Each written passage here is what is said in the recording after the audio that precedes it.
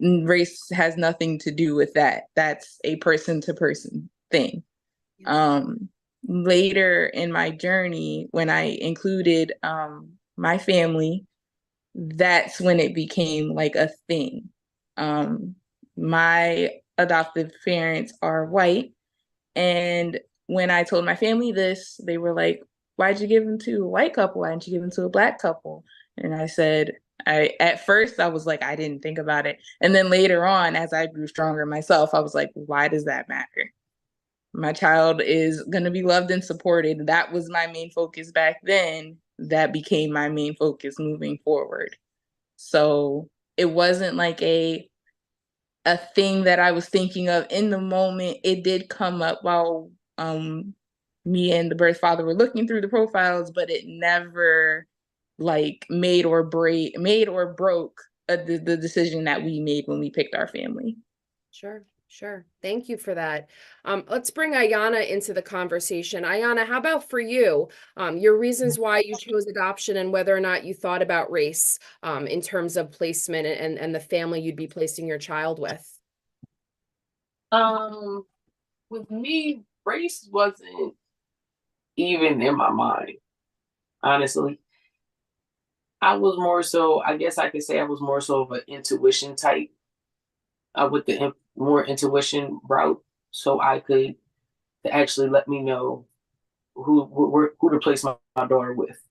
So, I mean, it's like the best decision I could ever make. When I had, of course, my grandfather, he's very old school. Why didn't you, I got the questions, why didn't you do a black family? And I just thought to myself, I said, listen, whether they black, whether they white, Indian, they all they're all going to do a lot better job than I can. Yeah. So race wasn't really a factor to me at all. Like I said, it was more based on intuition. Like I was going through certain profiles and I would look at the person's photo and I'm like, no, or I would read the bio and I'm like, I'm not really feeling it, or it don't seem to me, it don't seem like they're ready, or I'm in the back of my mind, I'm like, it sounds like they don't want to be alone at this point. So when I read my daughter's parents' profile, it was like, okay, they're ready. They have everything settled. They know what they want in life. They're going to move forward. And now I know I made the best decision. Thank you, Ayana. How about for you, Samai? Well, as we all know, my process was a bit emotional. As it was stated earlier, I wasn't entirely on board at the beginning. I came to, allow my side of the story to be heard. And I was asked to assist with picking out the family. As Ayana said, the bio. I think the family that we chose ultimately, their bio stood out to me. We had a multicultural panel. I had a Caucasian couple, I had an Indian family, and I had an African American culture couple.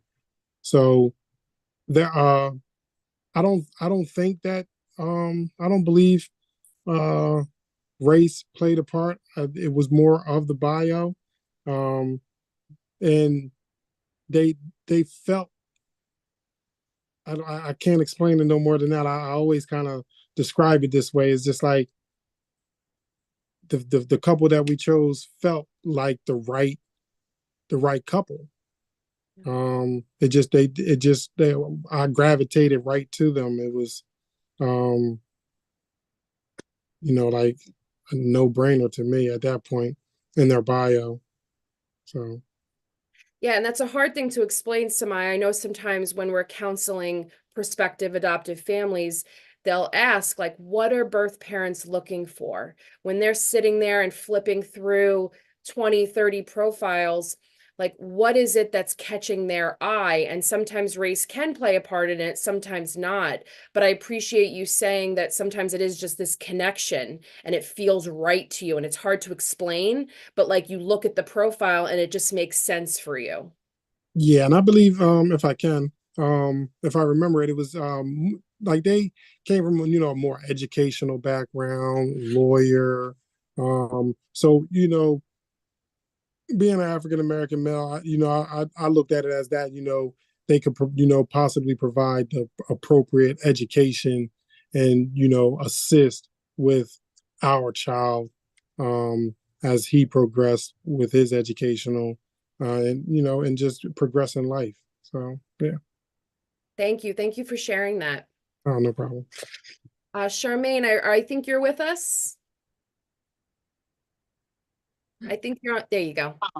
Hello, Hey, Charmaine, how are you? I'm good. How are you? Good. Do you want to share with the group a little bit about your experience when you were making the difficult decision to choose adoption and your process of choosing families and if race came into play with that conversation? So I'm on the other end. Yes, race did play a part for me. I did want my son to be with a African American family. Unfortunately, when Joan approached with the profiles, unfortunately there was no African American families in any of the profiles. So the only option was to choose a white couple.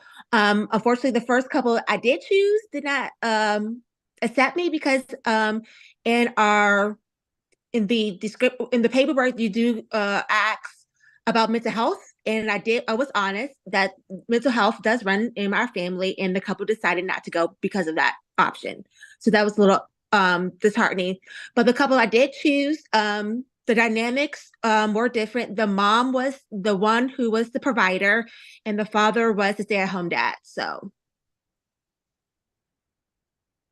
Yeah, I mean, obviously, it would have been nice at that point, Charmaine, had you been presented with other options, because it sounds like for you, race was important.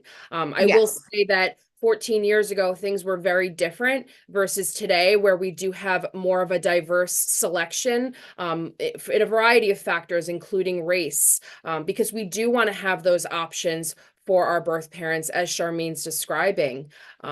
So I appreciate you being honest about that, Charmaine, because you're entitled to have your preferences. Yeah. So I'm happy that you're getting that point across of what you went through when you were making your selection. So thank you. Mm-hmm. Hey Christian, you want to jump in and maybe share kind of what your experience was like as a transracial adoptee and what life was like for you growing up with your parents? Um, yeah, so I think a lot of things. So I was adopted by a white family here in the US. I was adopted from Chile, and I didn't start identifying until a little bit later, maybe like high school age or college age as Latino. And I think being white passing and being told a lot that I look like my parents. My dad has like lighter eyes. My mom's like, I'm in between their heights, and like similar skin complexion and everything and hair color. Being told I looked like them was kind of like triggering for me a little bit because it was a constant reminder that I am adopted.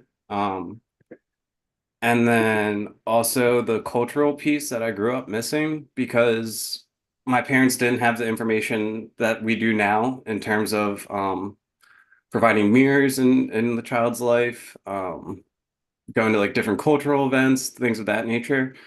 I wasn't really exposed to other Latinos, and I was also growing up in like a predominantly white suburban area.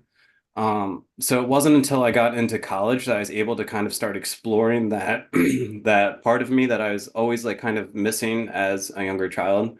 After like lots of heavy conversations with my parents and everything, it was like they understood that like they really missed a part of that. They'd thought about it at points, but they were never like acted on it. I know that's something that they definitely regret, I would say.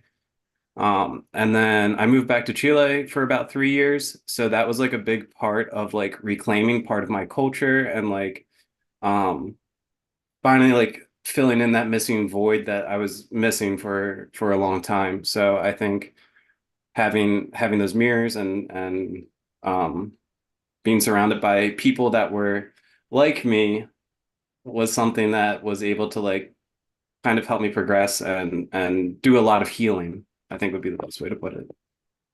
Well, and Christian, one of the things I always find powerful about your story that you're so open to share is when we talk about transracial adoption, people automatically assume we're talking about white and Black.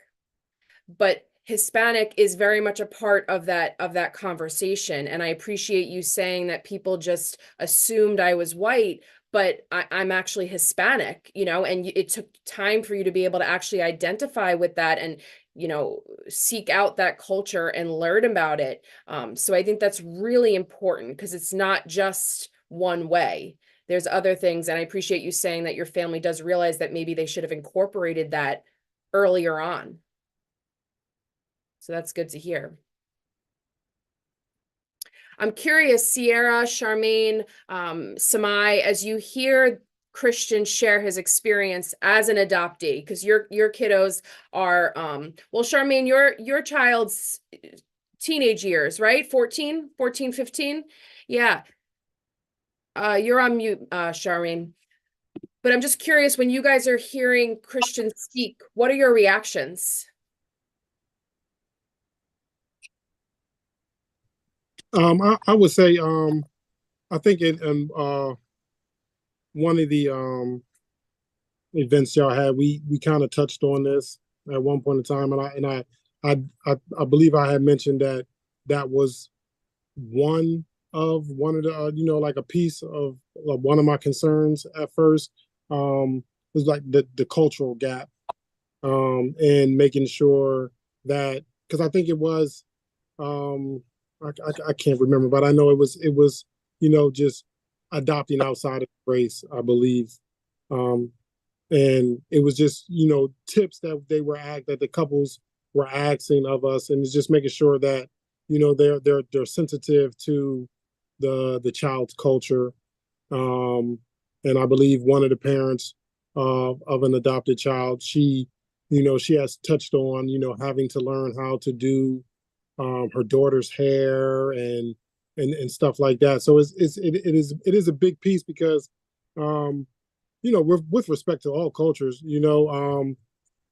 we feel that and all love and all love and just showing a sense of family unisys can be brought up in any household, and just being reminded and sensitive to that birth child's initial culture. So yeah. I understand. I heard him very clearly.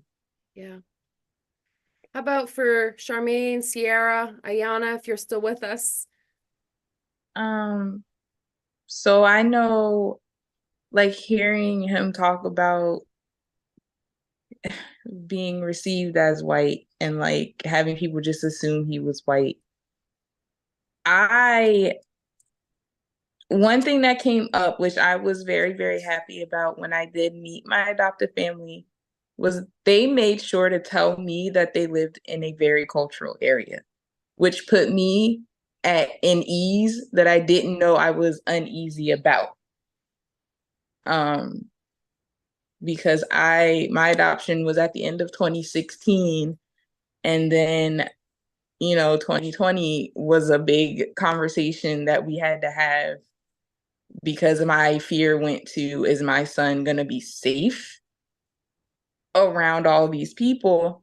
And having the conversation of, we live around multiple races, multiple cultures, so he'll be experiencing a little bit of everything, really put me at an ease. For one, he wouldn't be alone. He wouldn't like feel fully alone being the only Black boy on the block, because I've been that child and it was a very hard thing to go through. Didn't want that for him. But then also he'll be open to learning other cultures and then having respect for those cultures as well, which was something I didn't think that I would have to think about. But when it got brought up, that was something I was like really thankful for. So thankfully, my adoptive parents are very open to learning and just experiencing other cultures. So I know my son's going to get that same experience. So hearing it from Christian and like hearing that he didn't get that and it did, you know, hurt him a little bit. Like I'm more thankful that they brought that up in our conversation of our first meeting, just to give me that little bit of ease again that I didn't know I was uneasy about. Yeah. And sometimes you don't even think to think about that, right? When you're in that initial stage, especially you are making such a big decision in choosing adoption to begin with. So to try to think through, well, what is life going to be like for my child 5 years from now, 10 years from now, 15 years from now, it is sometimes the furthest thing from your mind because you're in the moment. Yeah. Thank you for that. I think she was going to say something. My experience was kind of like Christians. They live in a all white neighborhood, and when my son was first placed with them, um the adoptive mom brother questioned, why did you adopt a black child? And I was like shocked, like, oh my God, okay. um that hurt. And so down the line, I've asked them how is he treated by this person? And they always say, oh, it's fine. I'm like, are you sure it's fine? Or are you just brushing it off? And I even suggested, like, hey, I can give you some material. I can give you books to read about, interracial adoption and everything. And the adoptive mom, like, okay, but never took me up upon the suggestion. So that kind of hurt too, because you're raising not one, but they also have another biracial child, another black little boy that they're raising as well.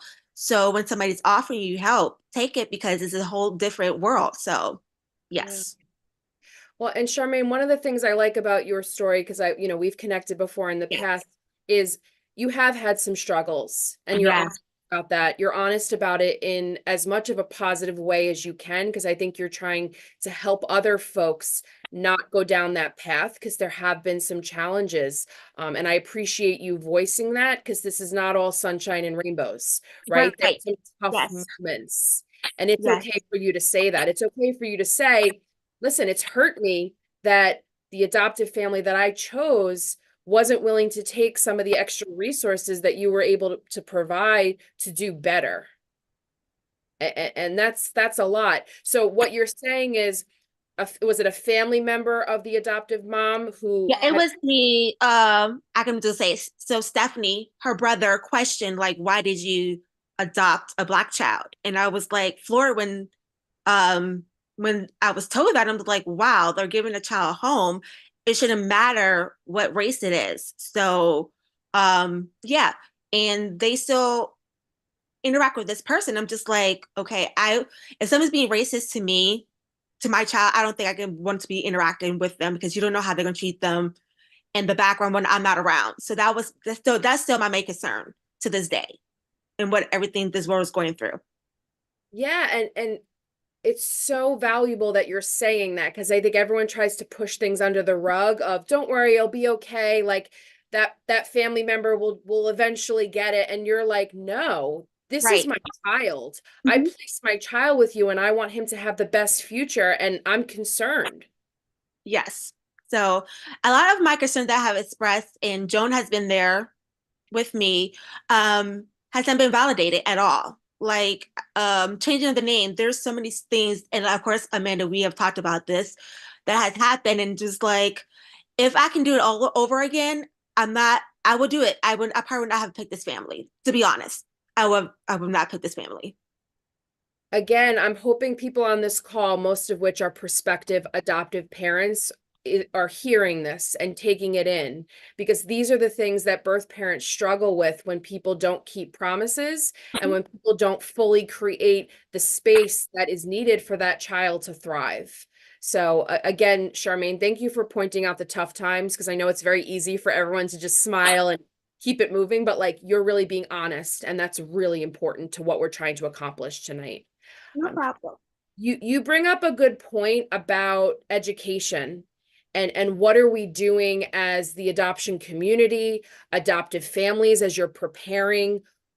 What could have happened better back then, Charmaine? And what do you want folks to know today of, like, how do we really prepare families who are looking to adopt a child of another race?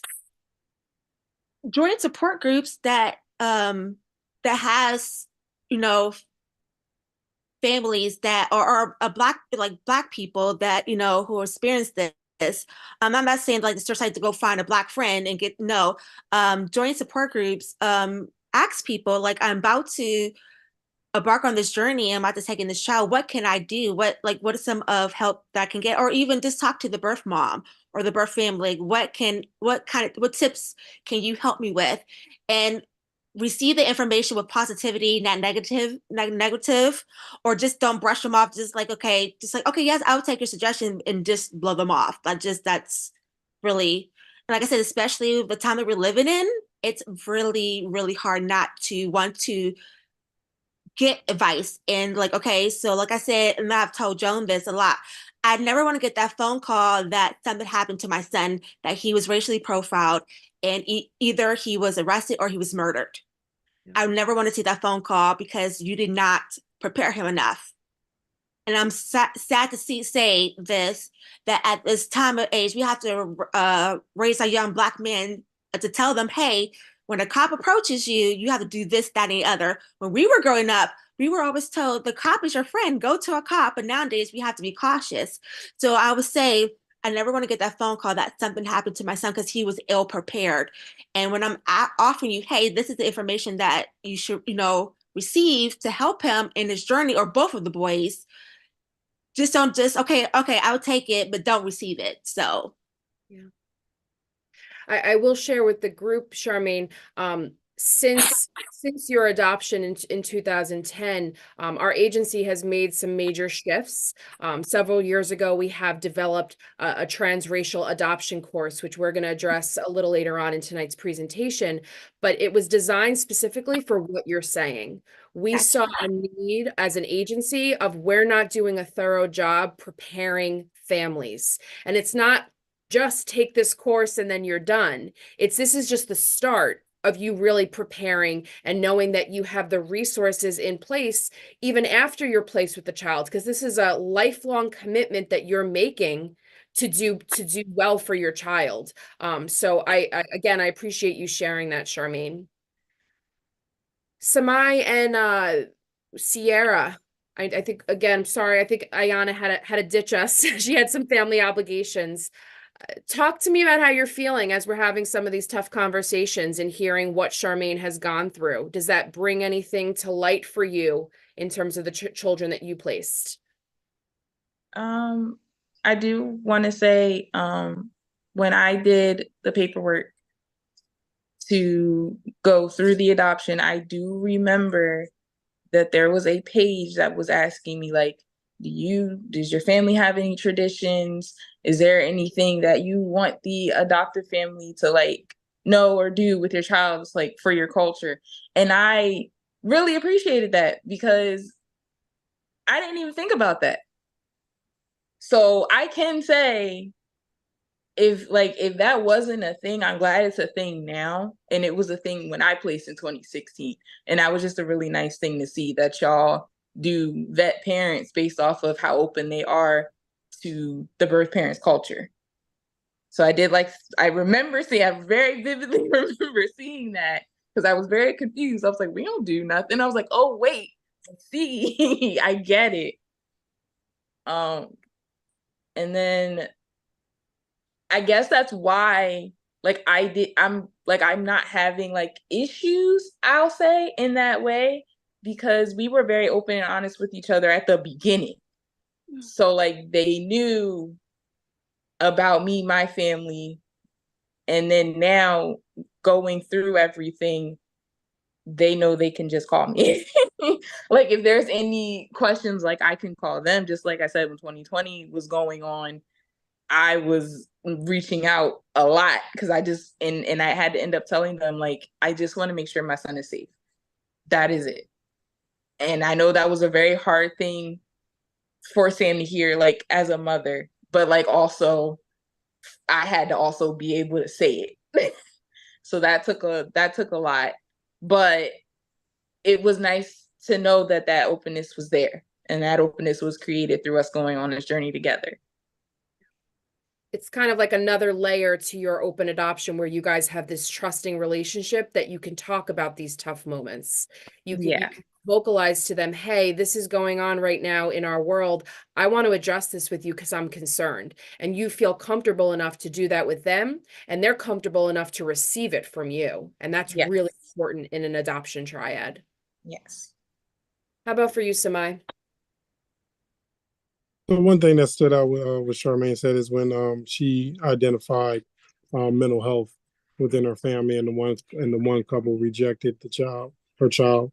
One of the meetings that I had with my adopted family, we went through that whole rendition. I like it may not even have anything to do with anything. I'm like, all my kids sweat like profusely at night, like menopause hot flashes type style.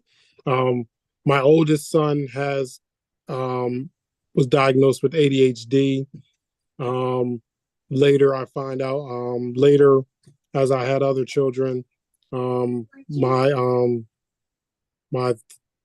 fourth child has two shoes, yes. And that's the baby. My fourth child was diagnosed with sensory processing disorder and ADHD. So when they first met, of course, they were too young he was too young to be diagnosed. So at that time, excuse me, it was just my older son who had ADHD. Um, we talked about, the diabetes in my family, any health issues that I had. Um, thankfully, none.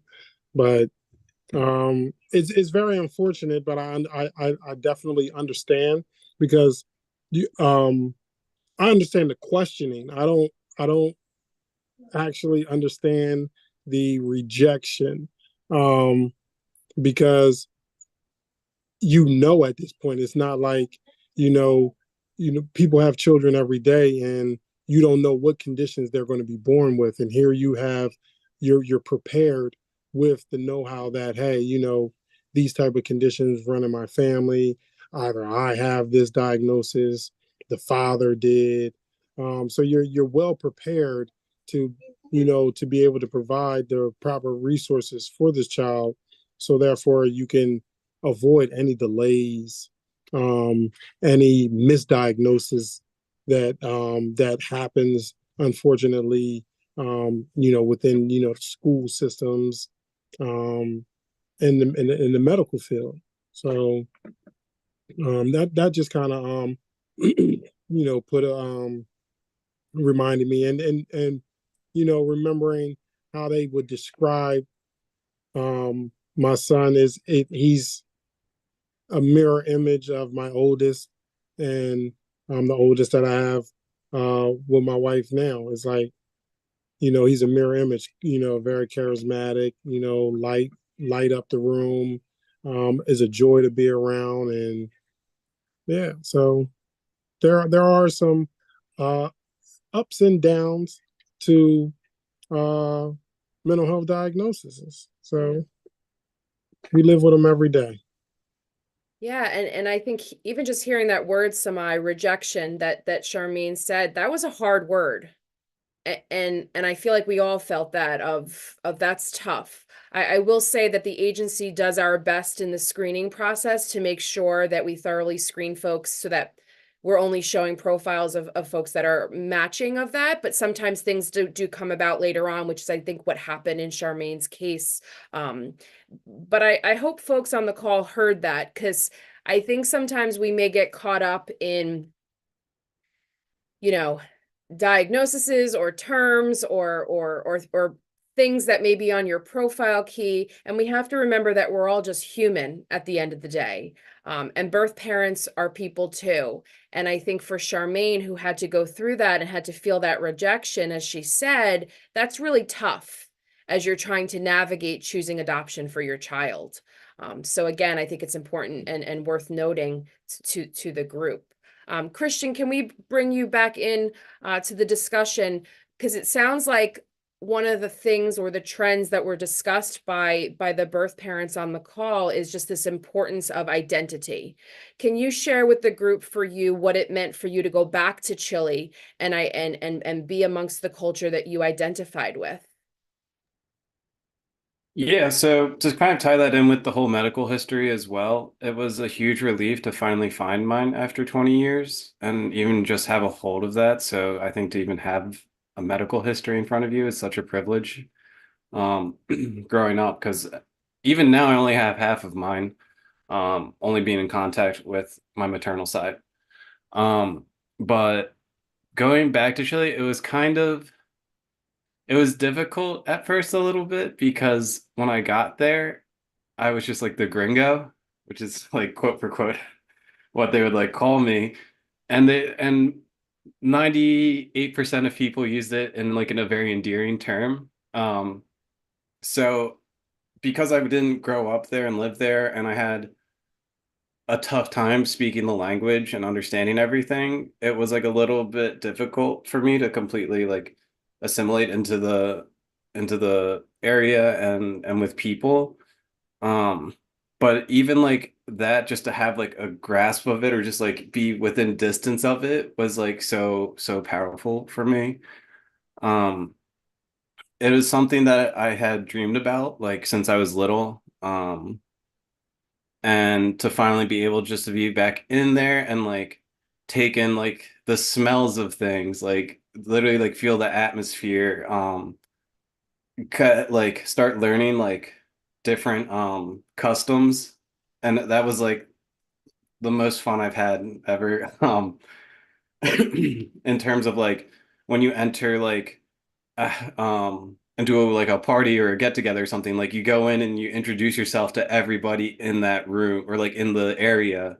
And I was like, that's not something that I necessarily always did here or was like taught here, but they're like, yes, like go in there, like give a handshake, like give a hug and like kiss on the cheek. And learning all of that was like a lot of fun. And then like um foods, I think that's something that culturally, like I think we kind of joke about this, and we even had this conversation today, Amanda, where we were talking about Italian food and how our family makes certain gravy, or is it gravy or is it sauce? Um, but like so, like going to Chile and tasting all the foods and saying like this is their summertime drink that everybody always drinks, or like this is the comfort food for the winter, and having that was like very wholesome as well. And so, or like even there, they don't eat dinner. They call it take an once, which is like normally it's avocado on a piece of toast with tea, and that's when your family like gets together and like sits down at the very end of the day, or they have big lunches there.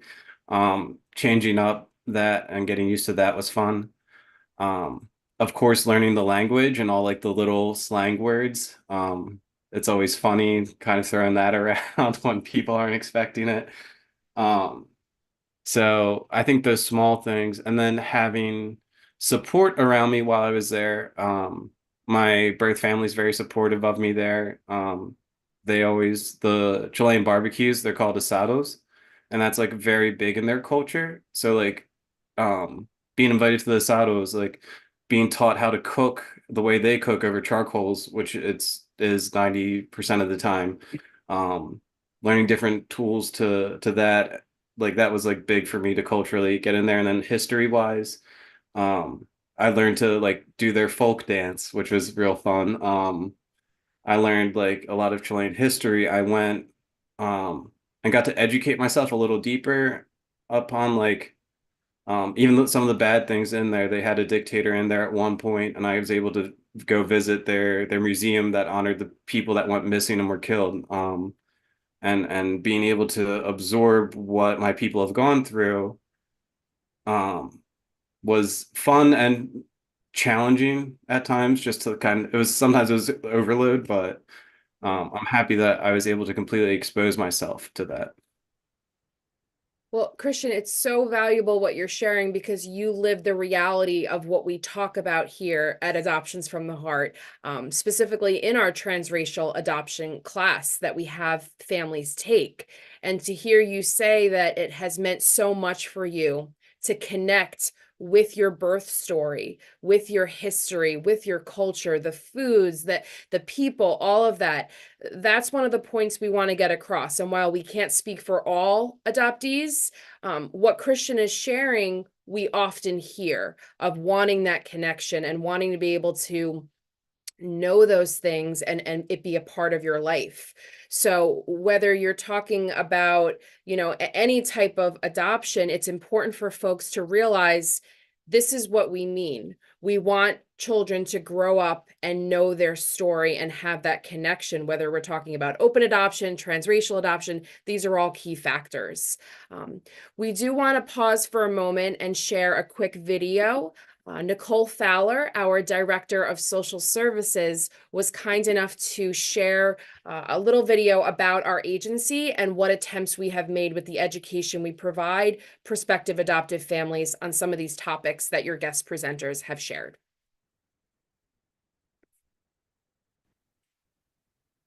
Hi there.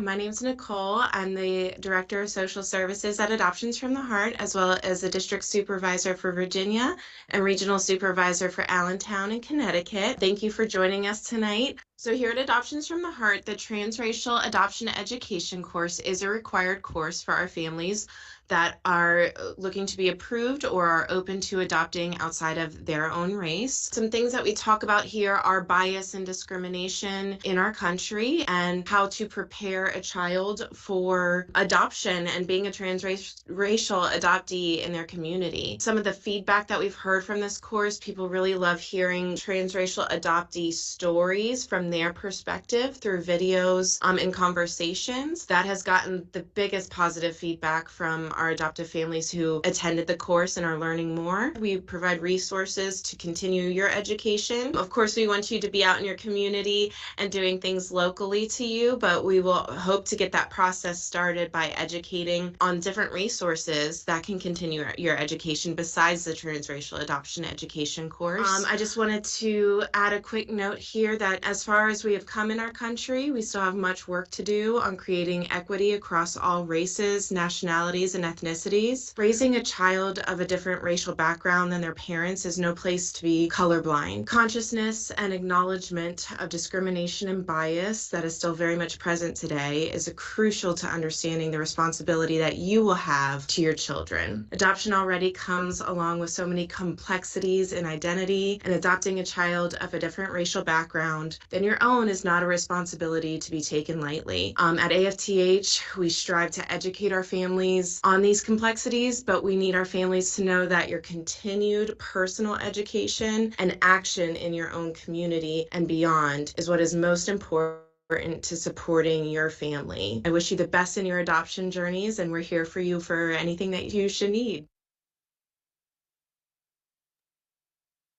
Thank you to Nicole. I always love hearing her share kind of the values we hold as an agency, specifically with transracial adoption, because I think it's often overlooked. And when you hear from folks such as Charmaine, Christian, Samai, and Sierra and Ayana share their stories, there's so many layers to it. And understanding that this is realistically what you will face as prospective adoptive families down the road, you want to be prepared for it. And that's the point of tonight.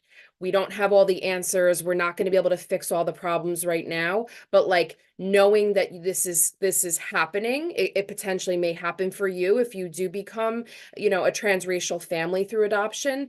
We want to know that you're at least having these conversations, you have a plan in place, you have the resources, you're willing to use your birth parents, as Charmaine mentioned before. She wants to participate. She wants to be able to be there for her son and his parents. Be open to that, to have these positive racial mirrors in your life. So that's kind of the hope for classes like tonight. So even though we have come far with our education and where we're at, there's still so many stereotypes and misconceptions when it comes to placing a child with a family of a different race. I know Charmaine, Sierra, you both kind of hit on that a little bit, but can you guys go back to what you were talking about before in terms of like today, or rather what you've gone through the course of your children's lives? Has anyone ever said things to you or passed comments about specifically the racial background of the family that you chose? And what are some things you want to get out tonight for folks to hear? I can. um, that was a big thing that happened very early, too early, I will say, for me. I had placed my son in December of 2016, and by January of 2017, my family was literally in my face, my grieving, crying face, asking me how could I give my son to a white family.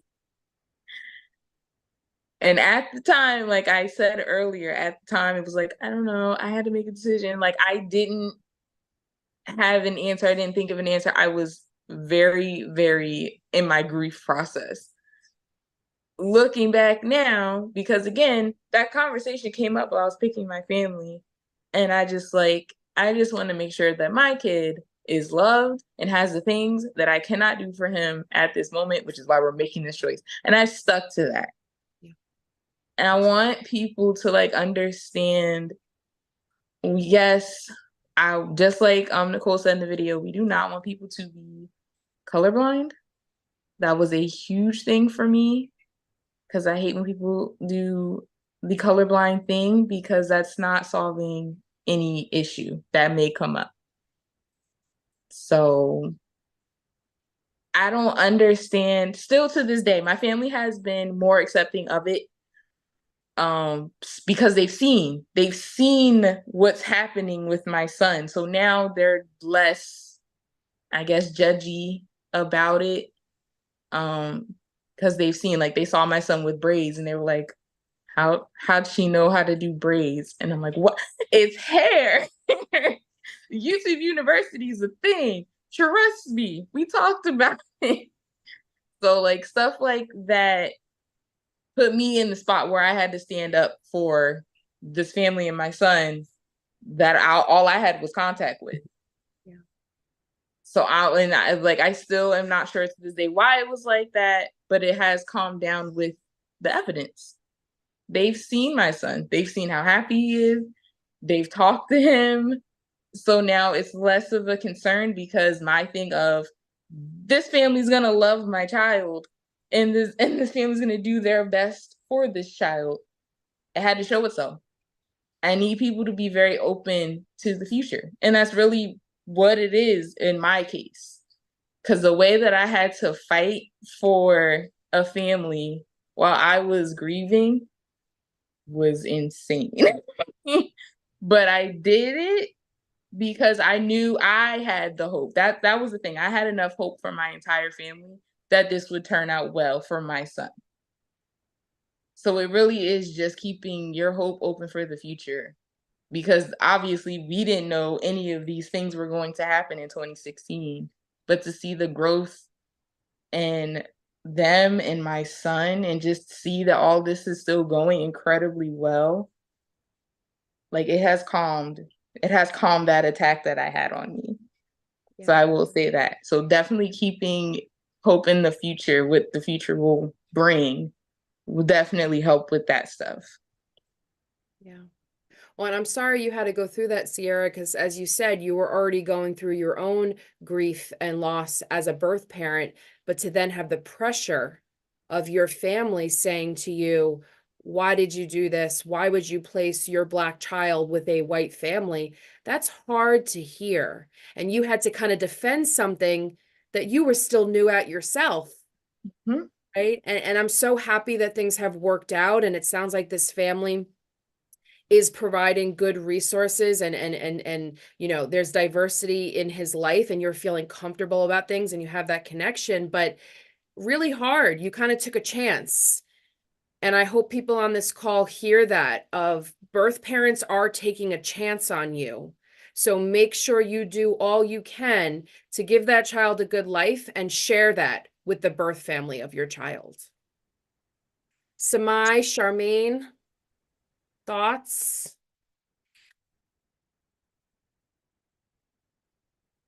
I'm sorry, I had to step away. Kids being kids. What was the question again? No, we were just talking, Samai, about like stereotypes and misconceptions of what it's like when you have a transracial adoption, or when you choose to place with a transracial, through a transracial family. I know you place the adoptive family for your son. What is their racial background? African American. Well, I'm not sure. I think the mom um is biracial, because her family, through the pictures that I get, their family um is not Caucasian, but it is a different culture. So I would say she might be biracial.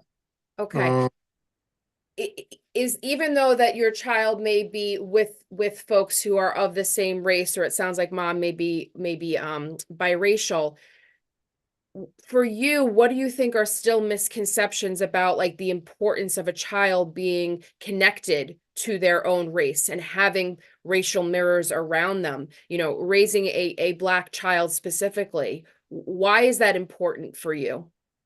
Or is it important for you, rather, I should say? um, I was like I stated earlier, it how sensitive things were during that time with my adoption. um I kind of, I like, for whatever reason, I was gravitated to the family, their bio. We didn't, I believe, now we're talking about 10 years ago, so we didn't have a large portfolio to pick from. It wasn't a large pool. So I had, excuse me, I had an Indian couple, and they had children. In their picture, they had children. So it wasn't. I didn't feel comfortable with that choice culturally. The totally two different cultures. Um, uh, the Caucasian family. I don't even know why I remember this, but they were engineers. Um, Somebody keep calling me. They were engineers. Um, and it was a toss up between the family I chose and the Caucasian family, but it was just like the family that I chose. Just like I stated earlier, just the cultural gap, and the importance in understanding that there are things that, when you're raising an African American child, that you have to kind of instill in their life, just as Charmaine stated, how to, with the day and age that we're in, understanding how to properly address law enforcement, how to carry yourself when you're in areas that you may not be familiar with, how to not seem aggressive, how to kind of be respective in certain areas, in a certain sense. Some of the fears that I have, I have my oldest son is he'll be 22 this year. So it's like, certain things I have to tell him. You don't got your wallet, you're paying with Apple Pay. Like, you never leave the house without your wallet. I don't care, where you're going, because you're an adult, and you're going to be perceived as one. Um, the example I shared about uh, the one adopted mother with learning how to do her daughter's hair. You see it on TV, you see it depicted in movies, and I think, and then one of the examples that Charmaine did take out mention was, offering she's offering literature, she's offering advice, and that those type of incidents are depicted in movies where you see bridging the gap. Well, hey, is it okay if I bring my child over, or you could show me, or do you have a barber or a hairstylist, and question that, that I can use and I can assist, accept the information. Um, you know, essentially they are still our child. And for whatever reasons, we chose adoption from the heart. And we want the best for them just as well as you do. So our insight is, it's coming from a good place. Yeah. Well said, Samai. And I wish Ayana was still on the call. Unfortunately, she had to leave. But when you were talking about hair care, and the importance of like adoptive families being receptive to a birth parent asking for asking like to help, she had a similar story of she was able to actually teach adoptive mom how to braid. And that was really important to her and to the adoptive mom who's white. And I think it really helped build their relationship and their connection. And that meant a lot for her to know that adoptive mom was willing to bring her in on a really important moment in their child's life. And hair care is really important. So I appreciate you saying that because, a lot of folks go through that.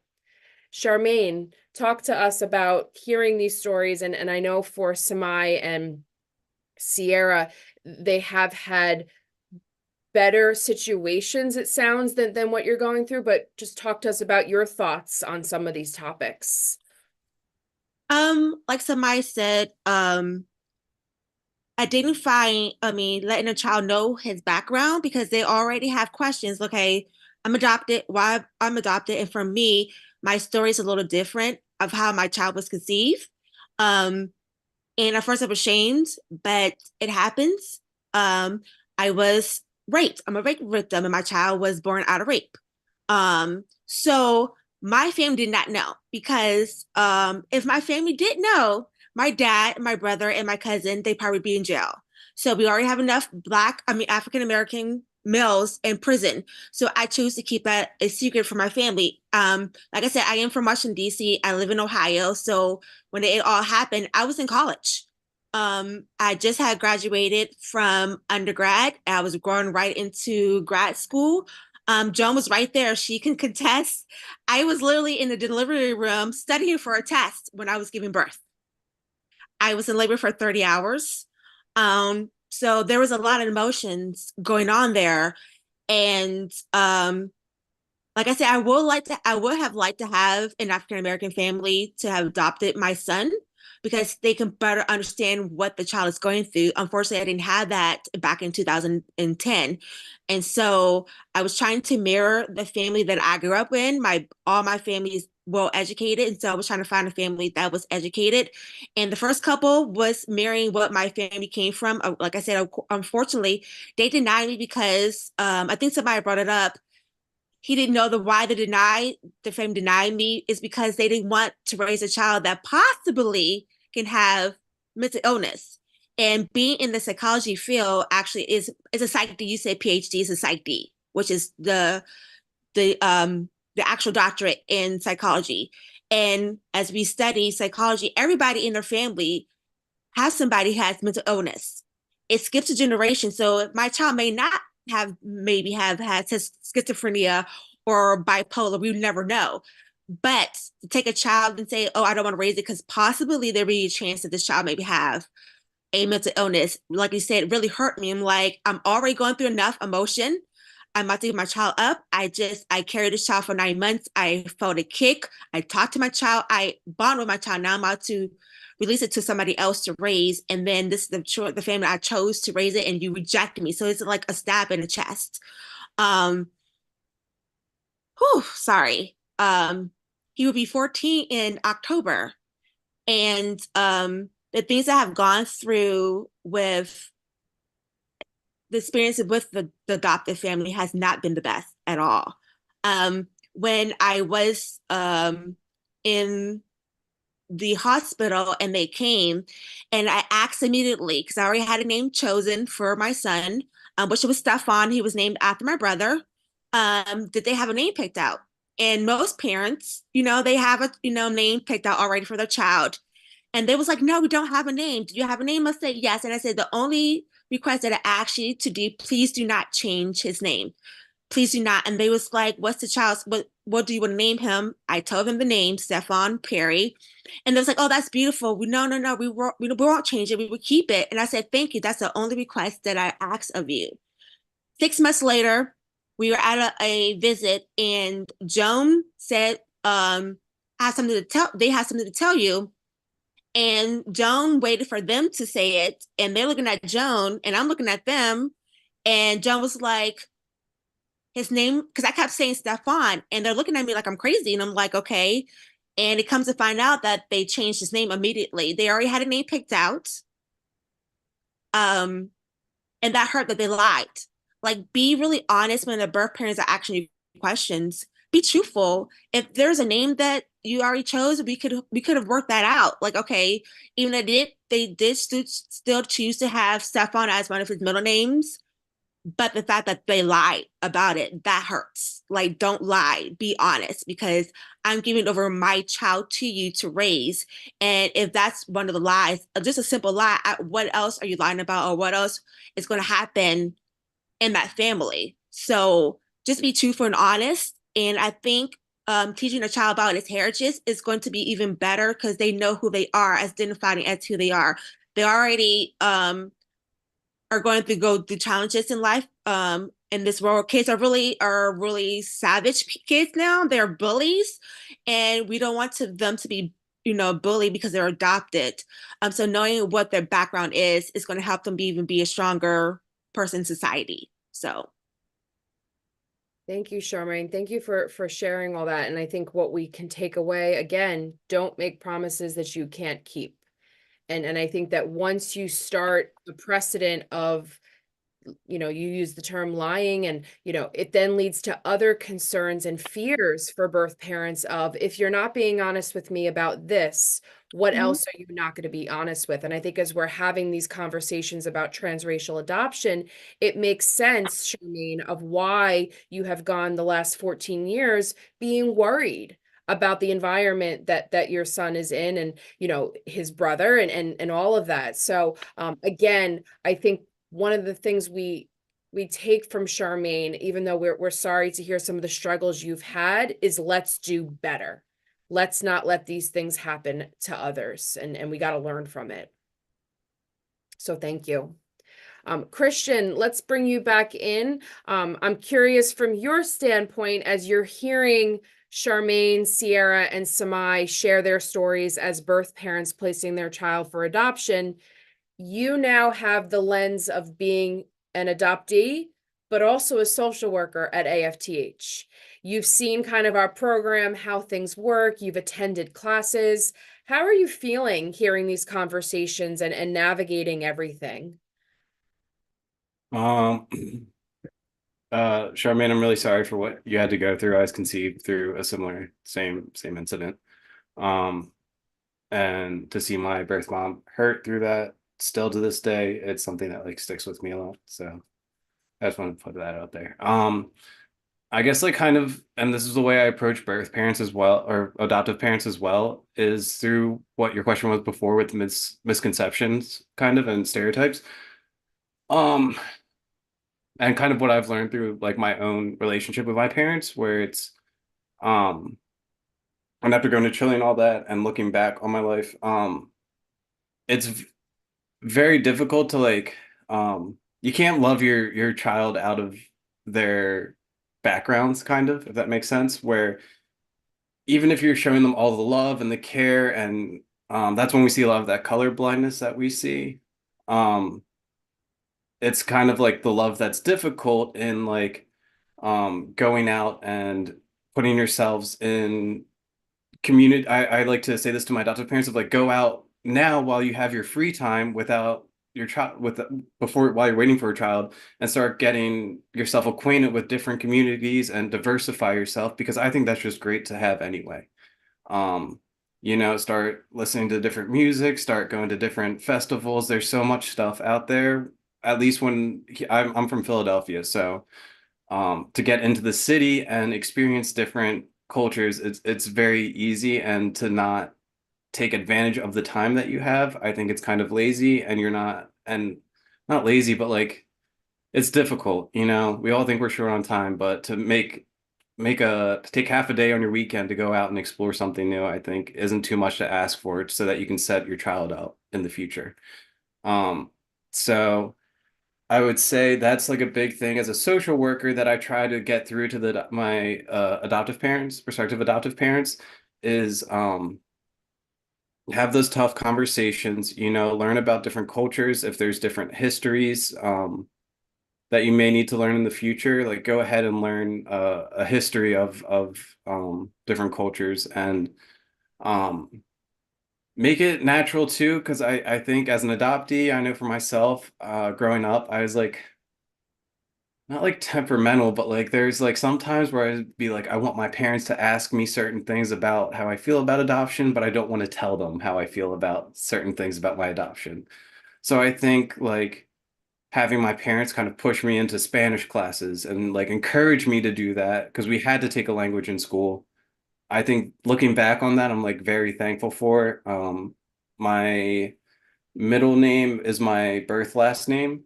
So hearing that they kept part of that was like something that, like, looking back on, I really take a lot of pride in my parents for doing that.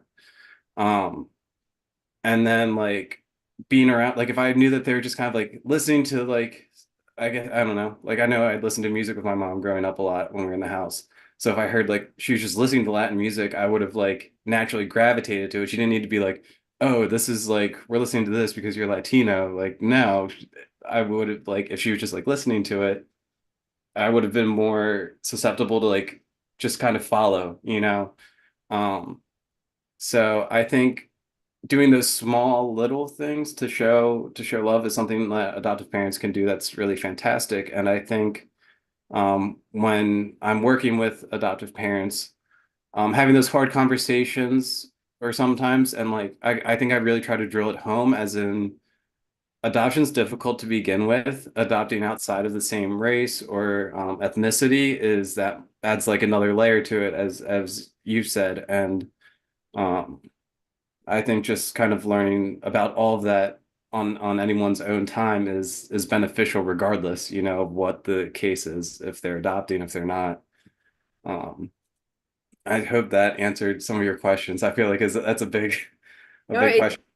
it did, Christian, and I just have to say this agency is really lucky to have you, and you have such real personal vulnerable things that have happened in your life that is just going to make this agency even better. And when we hear stories from Samai, Sierra, and Charmaine, like it's all coming together, and we want to do better as an agency, and I'm glad that you're on our team to make sure we can do that.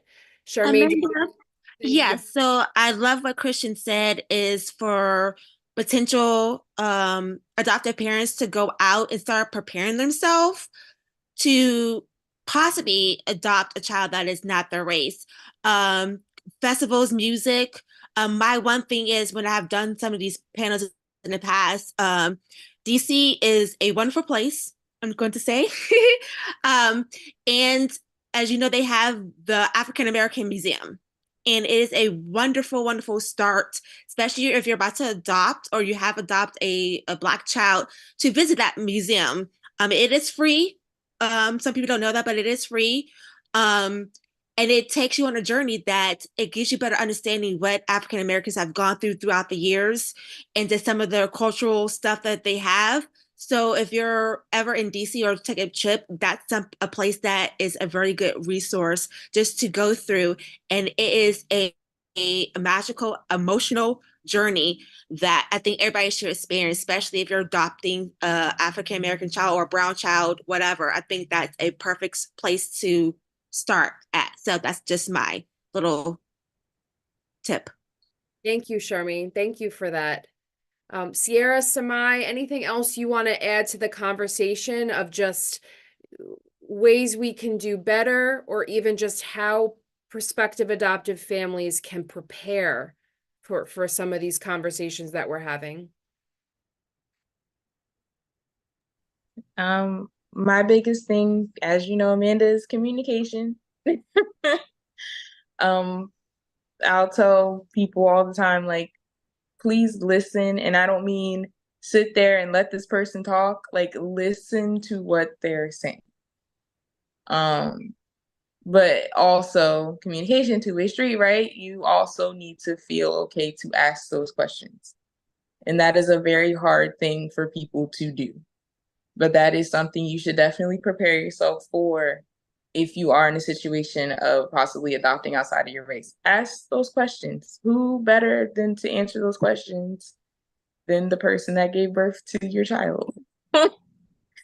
um, Even if it's like, because with me, one thing that came up was hair. I don't know how to do hair. I only know what to put in it. I don't know how to do things. Um, but I was okay, like, again, because I had good communication with my adoptive parent, I was okay enough to say that and not feel a kind of way. But I know in some places I can't say that and not get judged for it. So like, keep literally that bond that you're gonna build with the birth family, hold on to that, because it's literally, it's life-saving.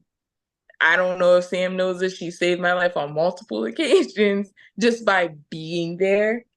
And I think that was built up just because of the open communication and the continuance of it. So please, just like, I know those conversations are hard to have, but prepare yourself to have them, because they will need to be had at some point. It's better to be prepared to do it than have to fall into a conversation, especially with a child. Well said, Sierra. Thank you. And Yeah. Samai? Well, yeah, I can't follow that. I, I agree with Charmaine and Sierra. Just be open, um, accept the information, do with it what you will, as you will, but just understand that, the information is coming from a good place, and where, the birth parent essentially wants the best for their child and is trying to assist you in, you know, um, tackling barriers and hurdles that you don't have to tackle on your own, where you'll kind of make the wrong decision, not the wrong decision, or, you just might not make the right choice at the time. Yeah, that's pretty much what I have. Yeah, and I mean, parenting's a commitment in general, right? Whether we're talking about adoption or not, whether we're talking about transracial or not, it's a commitment, it's a responsibility. You have to take it seriously enough that you know that you're going to do all you can to give your child the best life that they deserve. So I think the goal for today is for people to leave out of here knowing that they're going to take those steps. We're going to listen, we're going to learn, we're going to be there, we're going to try our best. We may make mistakes, that's okay, but just be open-hearted in trying to do better. That's really all we're hoping for. So thank you, Samai. Thank you, Charmaine. Thank you, Christian. Thank you, Sierra. I want to open it up to questions from our audience members. Let's chat a little bit about how you're feeling. Are there people on the call who have any specific questions for any of our guest speakers, or even just comments or feedback? Let's have some audience participation. Oh, I do. First of all, super sorry for being late. I saw Eastern Standard Time, but I'm over here in Texas, and so I got right on at 7 and missed the first hour. So I'm hoping that I can go back and watch the first hour of this. Yes? Okay, good. So we did not adopt through a private agency. We adopted as a last step in foster care. We did not have the intent to adopt. We don't believe in breaking up families. We believe in supporting birth parents for as long as we can. And unfortunately, after 2 years of ups and downs, the state decided to terminate rights, and we were able to adopt our son. We've had him since he was about 6 months old. He's now 4. My question is, his his mother is not in contact with us. She fled the state, but dad, while not in contact with us, is incarcerated. And we have another adopted child, but we have a mediated adoption. So his parents thought it was best for him to stay with us, and so we ended up adopting him. But we have open relationship with them, so we're able to keep those lines of communication open.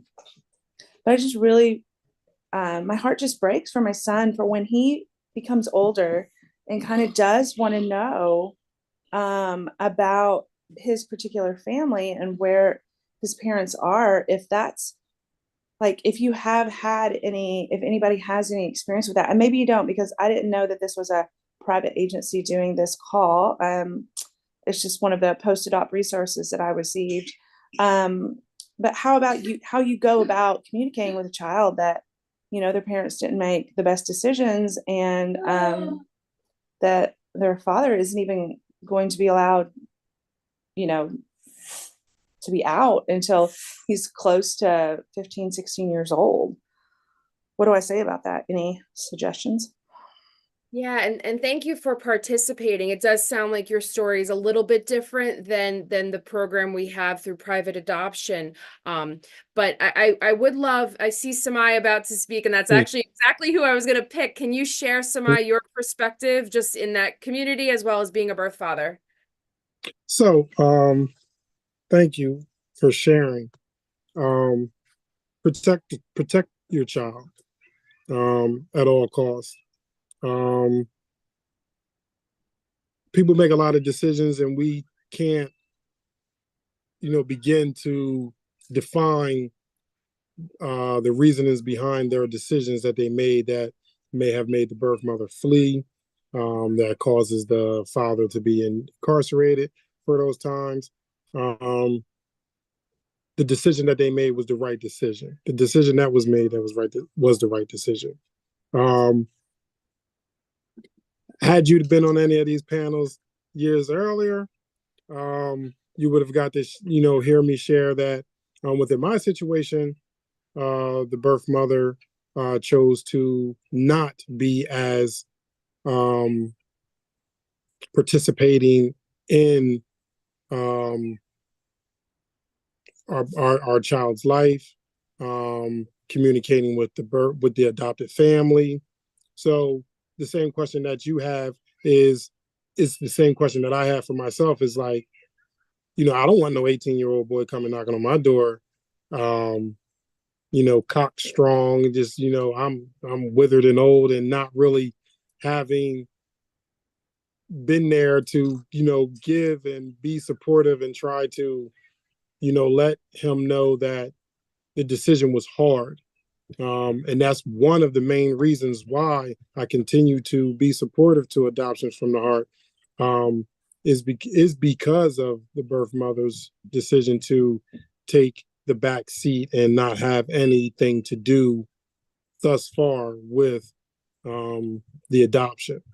And I, my stance swayed from being very emotionally connected to that decision that she made, to understanding that, hey, this is you made the right decision, and this is your decision, it's your choice, whether you want to be involved or not.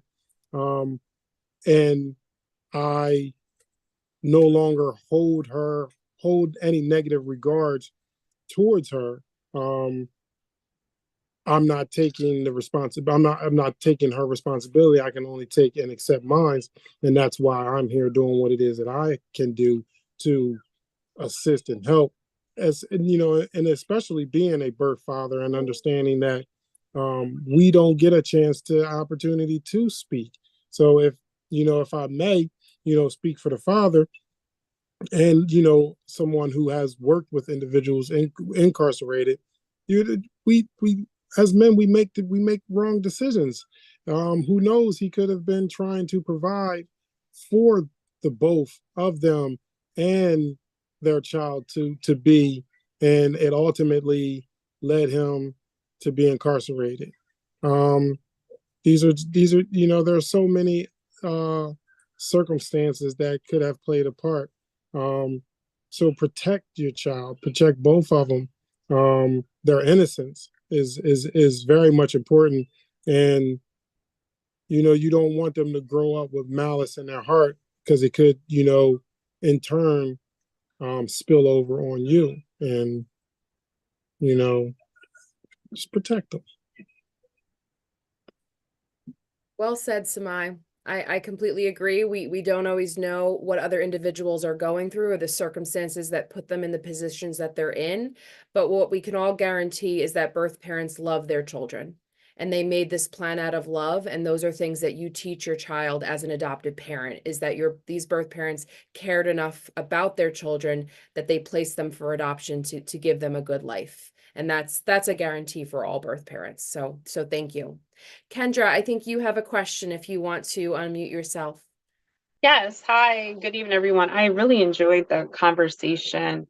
I'm kind of like on both sides of the fence. Um, I I am looking to adopt and raise awareness, especially in the Black community, of the importance of being okay with that decision. And then on the other spectrum, the reason why I got interested in transracial adoptions, was because I was doing respite for a little girl, and I got to see how important it was to have like a mentor or person, like bring them into their culture. So one of the services we're going to be providing in our home care would be, it's called Friends of the Community, but it would be able to match a child with a person that can give them that. Because I saw the need. And so that's one thing that, we're working on. But I do have a question. So the question is this. So as a tentative adoptive mom, I am single, right? I'm a single mom. And so that goes against, because I know a lot of parents look for the nuclear family. So I just want feedback on that. And, from some of the parents and stuff like that, like if there is a single parent, and just to give a little background, I have 3 adult children and I have a daughter that's 7, and she's been wanting a sister or brother for a very long time. I'm at the age where menopause is there. I was going to do the frozen embryo, but the laws keep changing. And so I'm afraid to get caught up. And so I, had touched ground with you guys before. And I said, well, I saw this session and I was like, well, let me just jump in. And so that's kind of what we're looking to do. She'll probably peek her head in there in a little bit. She and I, we do podcasts, and I'm a boring accountant. And then, of course, I have the home care. So getting back to I just wanted to give a little bit of background about myself. So getting to the question of, adopting and being that single parent and what that looks like. And Yeah. Thank you, Kendra. Thank you for sharing and giving that resource for other folks on the call. I think the question is probably geared to our birth parents. Samai, Sarah, Charmaine, do you guys have any advice for Kendra as she's navigating being a single in our program and just, showing profiles and birth parents? Any feedback for her?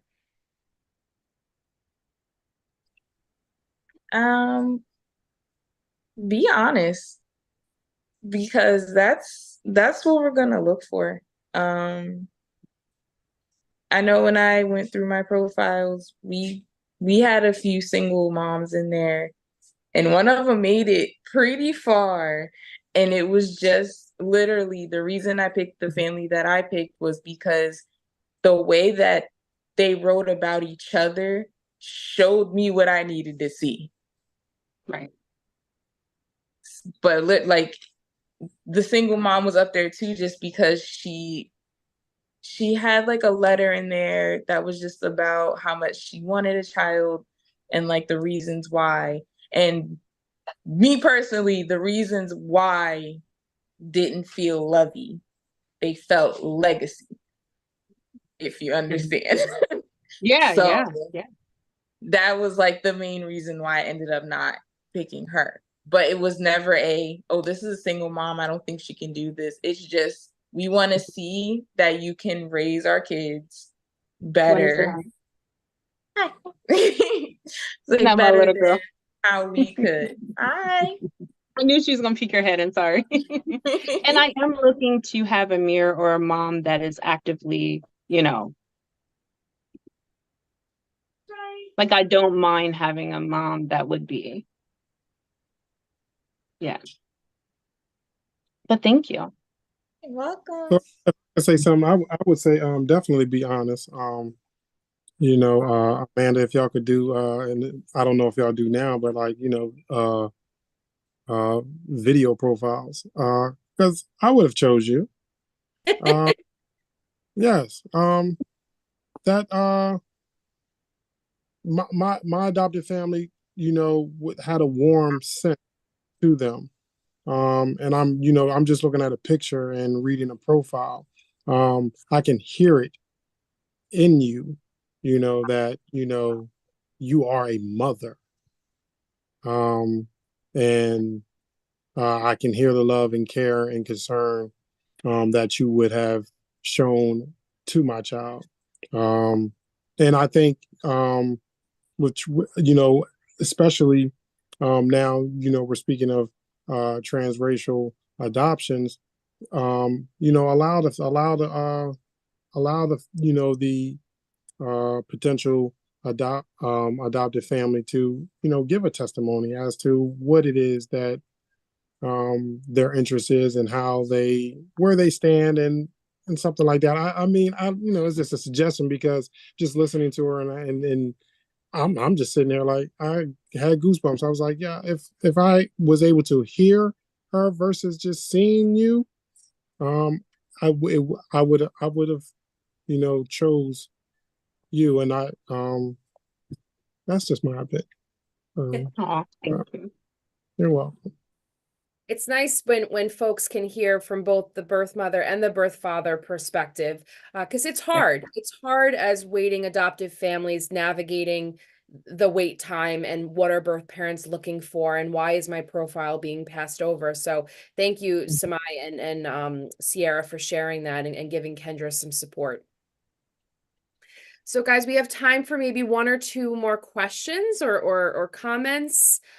Anybody else want to share or talk to the group?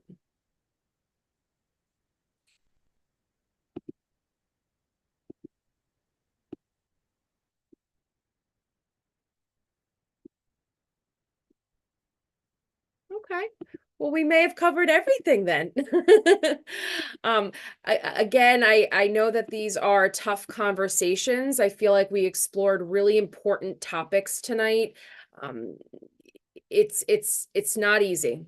It's not easy for any member of the triad, and I think it's really great to see folks on this call join in and hear other perspectives and just continue to learn and navigate how you want to move through this journey as you're experiencing adoption. So we appreciate these conversations. Christian has a question. Oh, sorry, Christian. I'm missing Christian, my staff member. Go ahead, Christian. Could I ask something for the VPs while we're here? Because this was a question I think about a lot, and also I think it'd be beneficial for APs. So this was from earlier when we were talking about kind of like speaking with or like sorry, asking questions about certain cultural things, how to get involved a little bit. And my question was like, Samai and Sierra spoke to this a little, and it was, do you mind if adoptive parents ask you like the types of questions about like how to do hair, like culture, like different things? And and if so, or if you don't mind, have you found them like going to you for help with these questions? Has that strengthened your bonds with them? It's a great question. Absolutely. I love that. I love that they would do that. I love that they would think about it, because to get to a place that's that difficult and still make an action on it shows me how much you love that child. I, as a birth parent, like that, for me, that was like, wow, you really care about this child, which is what I wanted, which is that is a way of showing it, in my opinion. You got to that hard stop and you kept going. And then also, I think I said it earlier. Yes, ask me whatever you want. I'm gonna give you all the information I have, and then we can figure it out after. Like the whole thing with hair. She asked me about hair. I don't know how to do hair. And I was strong enough to say that back to her. And then it was just YouTube videos. Easy. But that definitely strengthened the bond between me and Sam because, again, you just showed me how much you love that child. That in turn is going to make me love you even more. Thank you, Sierra. Can I say something? And this is to Kendra. I want to say kudos to you for wanting to step out and adopt a child from a different race, for one, and being a single parent at that. Single mothers get a very hard a hard, they are knocked on hard. Like, you're single, why you want to adopt? But I gave you kudos to that because, like I said, and then also being African American women, we definitely get a bad connotation of being single. So I would say kudos to you because that's not an easy job. And you throw that to a side and say, you know what, I want to expand my family and this is what I have to do. So kudos to you, sister. Kudos to you. So Thank you. Thank you for that. Okay, guys, any final thoughts? Samai, Charmaine, Sierra, Christian, anything else you want to leave the group with?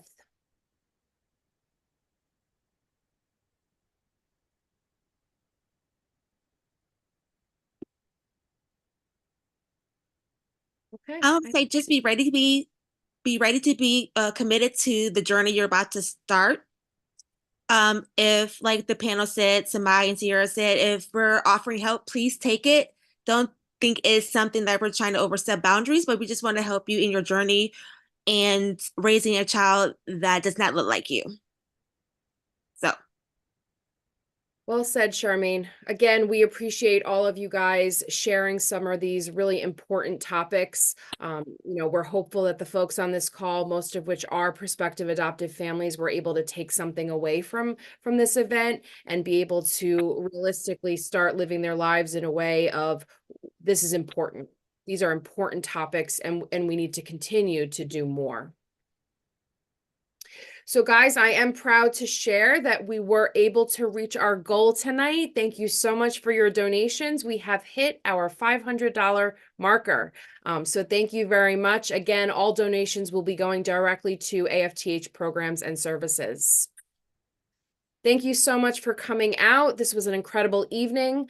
We appreciate all the vulnerability in sharing something so personal for each of the people that you heard from tonight. Our agency truly was built off of the foundation of the voices that you hear.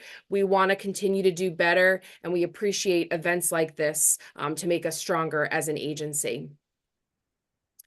We are currently in the process of revamping our podcast, so please stay tuned for future podcast episodes that are coming out this March. Make sure you subscribe to our podcast on YouTube, Spotify, and Apple Podcasts so you don't miss out on all of the adoption fun. You can continue to watch amazing adoption experiences on our AFTH TV episodes. These are broadcasted weekly on our YouTube channel and Facebook page. Please make sure to follow us on Facebook, Instagram, and Twitter to keep up to date with more of our events and fundraisers. If you found tonight's presentation to be powerful, please make sure to check out more upcoming supportive resources at our agency. We have a ton of online webinars, great adoption-related topics that can be helpful, especially for prospective adoptive families that are looking to learn more. I also wanted to make mention of our support groups. I think Charmaine actually mentioned this at one point in discussion. AFTH really does try to provide supportive resources. We have a waiting family adoptive support group. We have a transracial adoptive support group for folks who have adopted transracially. We also have a new single parent support group that is starting on March 12th. Kendra, I know, you shared what it was like for you as a single looking to adopt. Please participate in our March 12th group. Support and having people around you is really important. And then, of course, we have our monthly expecting and birth parent support group for clients to come together and lean on one another for support. Sierra and Ayana are both big participants of that group. If you are interested in any of our supportive resources, please contact one of our local offices and connect with the social worker to sign up. So thank you very much. Again, we appreciate everybody coming out. It's always great to see some familiar faces as well as some new faces. We appreciate our guest panelists for taking time away from their families to join this call and really speak about their personal stories. So thank you again. We always appreciate your support, guys. Continue to tune in, and we will see you all soon. Have a good evening, everybody. Bye.